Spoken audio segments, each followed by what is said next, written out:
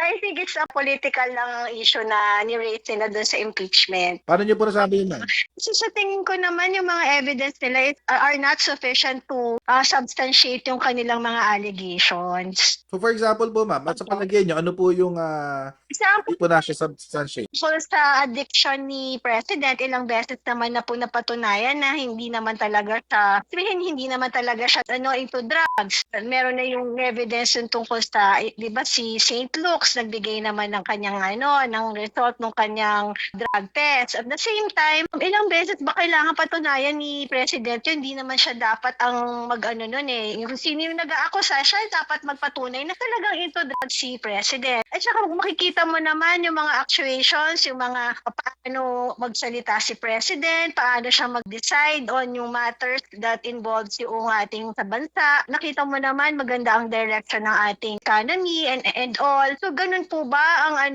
na presidente na into drugs? Hindi ba parang questionable po talaga yon? At saka at the same time, coach, nakakalungkot lang po na sana naman ang ating mga kapwa politicians ni President ay sana po i-honor naman nila yung sabihin yung mga mamamayan na bumoto kay Presidente. Tsaka sana po matuto tayong mga mamamayan na suportahan natin kahit sino po yung leader natin para rin po sa ikauunlad ng bansa natin. Just like any other countries na kahit pa pala ng US, kung ano ba yung kakulangan ng Presidente, hindi dapat natin hina-highlight yon. Dapat nga sinusuportahan natin to complement kung ano man yung kakulangan ng Presidente para sa ikauunlad ng bansa. Hindi po ba ganun dapat? Yan yung masasabi ko, hindi yan impeachment nila, hindi yan kakagat kasi yung evidence hindi yan talaga kompleto. Kasi yung katulad nun, yung kay Digong, may warrant of arrest, tapos yung sinasabi nilang audit si PBBM, which is not, wala naman napatunayan doon. At saka yung sa policy niya, yung sa ang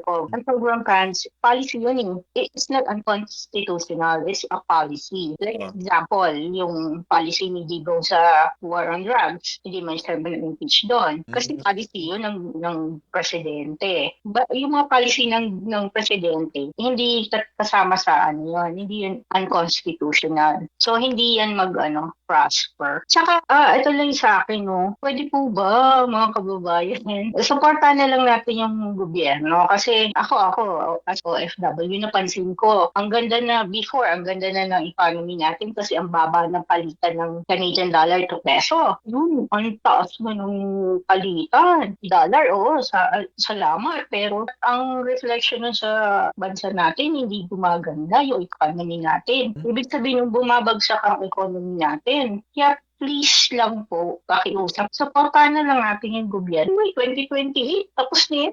2.5 years. Might as well supportahan na lang natin. Kasi tayo din na mag-suffer. You can see, yung nga palitan sa currency talagang lupang Pilipinas. So, ganun na lang payo ko. Tayo, supportahan natin yung gobyerno natin ngayon.